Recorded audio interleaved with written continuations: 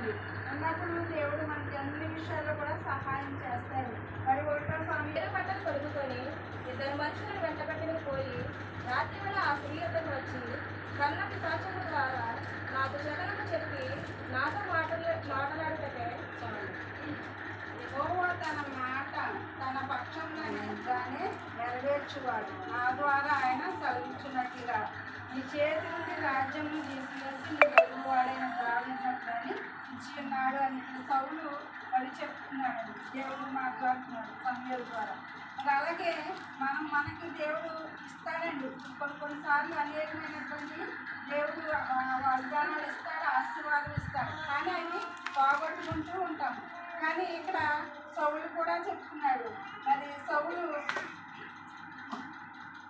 ఉన్నటువంటి పరిస్థితులను బట్టి మరి ఇక్కడ సౌలు ఫిలిష్తీయుల దండు చూసి మనసు భయకంపము నుండి యెహోవా యొద్ద విచారణ చేశాడంటే విచారణ చేయగా యెహోవా స్వప్నము ద్వారా ప్రవక్త ద్వారా ఏమీ సెలవు దేవుడు ఏమి కూడా సెలవులేదంటుంది. మనము ప్రార్థిస్తూ ఉంటాం. ప్రార్థించినప్పుడు దేవుని వద్ద నుండి మనకి జవాబు రావాలని ప్రార్థన చేస్తూ ఉంటాం. కానీ ఆ ప్రార్థన జవాబు రాలేదనుకోండి మరి అనేక రీతిగా మాట్లాడుతూ ఉంటాం. కానీ ఇక్కడ మరి యాకోబు కూడా దేవుని సన్నిధిలో మరి మొదలుపెట్టినప్పుడు పెనుగులాడాడండి యాకోబు. అలాగే పెనుగులాడినప్పుడు దేవుని వాడగా మరి ఆశీర్వాదం కొరకు పెనుగులాడాడు. పెనుగులాడినప్పుడు ఆశీర్వాదాన్ని పొందుకున్నాడు. మనం కూడా దేవుని సన్నిధిలో మరి కనిపెట్టాలి ప్రతి విషయంలో కూడా. ఇక్కడ 17వ వచనంలో చూడండి. ఇక్కడ సామెతలు కీర్తనలు 34లో మొదలుపెట్టగా యెహోవా ఆలకించును, వారి శ్రమలన్నిటిలో నుండి వారిని విడిపించును. విరిగిన హృదయము గల వారికి యెహోవా ఆసనుడు, నలిగిన మనస్సు గల వారిని ఆయన రక్షించును. నీతిమంతులు మొదలుపెట్టగా యెహోవా ఆలకిస్తాడంటే మనము నీతి కలిగి ఉండాలని లోకంలో. అలాగే మరి 9వ వచనంలో కూడా యెహోవా భక్తులారా ఆయన భయభక్తులు ఉంచుడి అంటాడు. ఆయన భయభక్తులు ఉంచువారికి ఏమో దేవుని యొక్క ఎవరైతే భయము భక్తి కలుగుతామో మరి ఏ చదువు కూడా ఉండదండి. మరి మనము ఎలాగుంటున్నామో ఒకసారి మనము ఆలోచన చేసుకోవాలండి.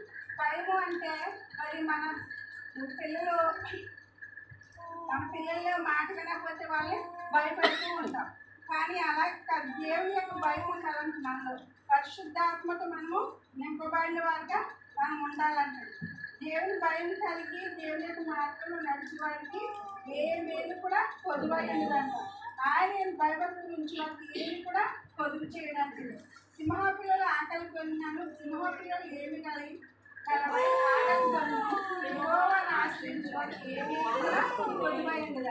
ఈ కుటుంబంలో ఏ మేలు కావాలని వారు మరి ఎందుకు ప్రార్థన పెట్టుకునే మాకైతే తెలుసు. కానీ మరి ఇక్కడ ఉన్న సమస్యలు బట్టి వారు ప్రార్థన కోరారు. మనందరం కూడా ఏకంగా కూడా దేవుణ్ణి మహింపరిచేవారుగా మనము ఉండాలి.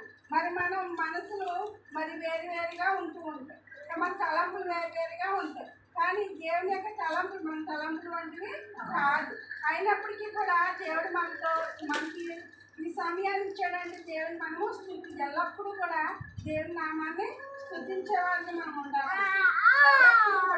ఎప్పుడు కూడా మరి కష్టం వచ్చినప్పుడే కాదు, సంతోషం వచ్చినప్పుడే కాదు, ఎప్పుడు కూడా ఎల్లప్పుడూ కూడా ఆయన మరి ఇక్కడ 5వ వచనం 6వ వచనం చూడండి. అతని శ్రమలన్నిటిలో నుండి యెహోవా యందు భయభక్తులు వారికి ఆయన దూత కావలి ఉండి ఈ దీనుడు మొదలుపెట్టిన యెహోవా ఆలకించెను, అతని శ్రమలన్నిటిలో నుండి అతన్ని రక్షించెను. మనము దీనత్వం కలిగి మొదలుపెట్టినప్పుడు దేవుడు ఆలకిస్తాడంటే మన శ్రమలన్నింటిలో నుండి కూడా మనల్ని రక్షిస్తాడంటే. అలాగే యెహోవా భయభక్తులు గల వారి చుట్టూ ఆయన దూత కావలి ఉండి వారిని రక్షిస్తాడంటే మనకి ఆయన దూత కావలిగా ఉంటాడు. మొన్న సోమవారం నాడు ఉన్నాయి కాబట్టి గవర్నమెంట్ నైట్ 3 గంటలకండి మనుషుల దగ్గరికి వచ్చి అమ్మ అని పిలిచారు. ఎవరో తెలియదు. అసలు 3 అయింది. వేసి చూసేసరికి ఎక్కడూ లేదు. ఇంకా వచ్చేసాను, ఎక్కడ ఎవరు లేరు. బాబు నిద్రపోతున్నాడు, అక్కడ నిద్రపోతుంది, ఎవరు మాట్లాడలేదు. అమ్మా అని చూశారు, అర్థం దగ్గరికి వచ్చిన చెవులకి. ఇంకా ఎవరు చూసారో తెలిసి నన్ను వెతుకొని ఎక్కడ కనిపించలేదు. తెల్లారేసరికి ఒక ఆవిడ ఫోన్ చేసింది, మా సొసైటీ అంటే మా బంధువులే సినిమా గారు అవుతుంది గారు ఆవిడ ఫోన్ చేసిన. ఆవిడ ఎప్పుడు నాకు ఫోన్ చేయదు, కానీ ఆవిడ పరిశుద్ధ ఆత్మతో నింపబడినటువంటి స్త్రీ. ఆవిడ దేవుడు వెళ్ళమంటే వెళ్తుంది, దేవుడు చూపించిన చోటకి అవి వెళ్తారు. ఇంకెవరితో సంబంధం ఉండదు ఆవిడకి, దేవుడితోనే అలాగే ఉంటారు. కానీ ఆమె దేవుడు చూపిస్తున్నాడంట పలానా చోటకి వెళ్ళాలి. కానీ నేను చాలా ఆలోచించి చాలా అన్నాడు. ప్రతిరోజు ఏడుస్తూనే ఉంటాను నేను, ఎందుకంటే నా బాధ అటువంటిది. మన బాధను తీర్చేవాడు దేవుడే తప్ప మనుషులకి చెప్పుకున్నా కూడా మనుషులు ఎవరు కూడా మన బాధను తీర్చలేరు.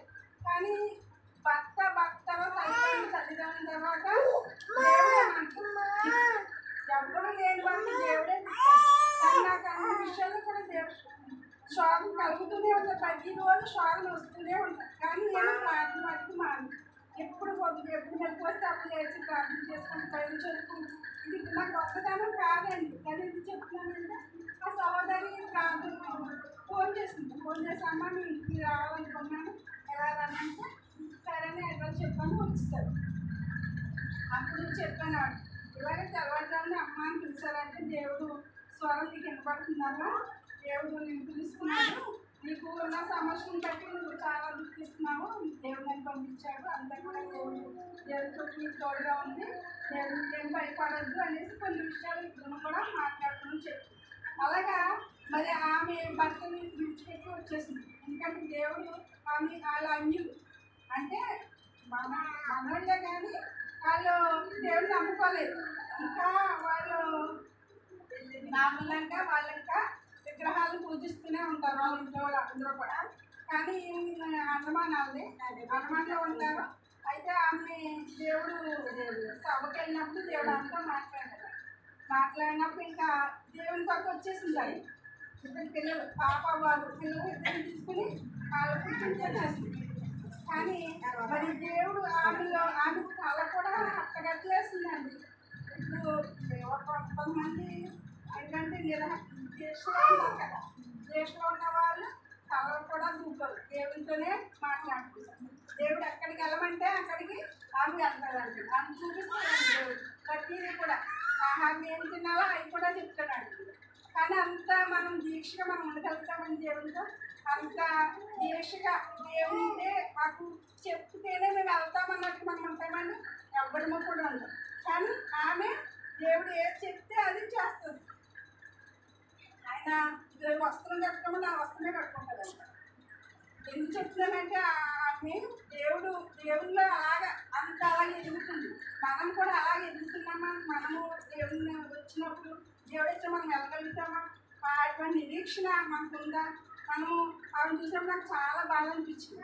కానీ మరి ఆమెకి 2 బిడ్డలు ఉన్నారు, 2 బిడ్డలు కూడా వివాహం చేయాలి, కానీ ఏ పోషణ లేదు. కానీ దేవుడు ఆమెని పోషిస్తున్నాడు. కానీ ఆమెకి ఎంతకాల నుంచి వచ్చి అన్నగారు చూసి పోలే, తల్లిదండ్రులు అయితే చనిపోయారు, భర్త విడిచిపెట్టేశారు. కానీ అప్పుడు కూడా ఆధారం లేదా ఆమె కూడా. కానీ దేవుడు ఆవిడ దినదినం కూడా పోషిస్తూ ఉన్నాడు. ఏది కావాలో అదే దేవుడు సమకూరుస్తున్నాడు. అది దేవుని చూపండి. ఎందుకంటే ఆకాశ పక్షులు కూడా ఎత్తకు పోయేవు, వాటిలో కూర్చుకోవడం అయినను వాటికంటే మనం శ్రేష్ఠులు కనుక దేవుడిని పెట్టి ఎప్పుడు కూడా ఇష్టం ఎత్తుకోనండి. కానీ నాకు కూడా కొన్ని గ్రామంలో కొంచెం శోధనలు వచ్చాయి. ఎందుకంటే మేము ఎప్పుడు కూడా ఎవరిని ఏది ఆశించలేదండి. ఏదో ఇస్తారు, ఏదో తిందాము, మాకేదో పెడతారు అనే మీతో మీకు గ్రామానికి రాలేదు. కానీ దేవుడు మాకు ఇచ్చినటువంటి దేవుడు బట్టి కొంతమంది డబ్బు కోసం వస్తుంది అన్నట్టు కానీ అలాగే రకరకాల మాటలు వినబడ్డాయి. అందుకనే కొంత నేను మంచి కాలేకపోతున్నాను. కానీ ఏదో గ్రామ సంఘాలు పెడతారని రాలేదు. దేవుని యొక్క కృప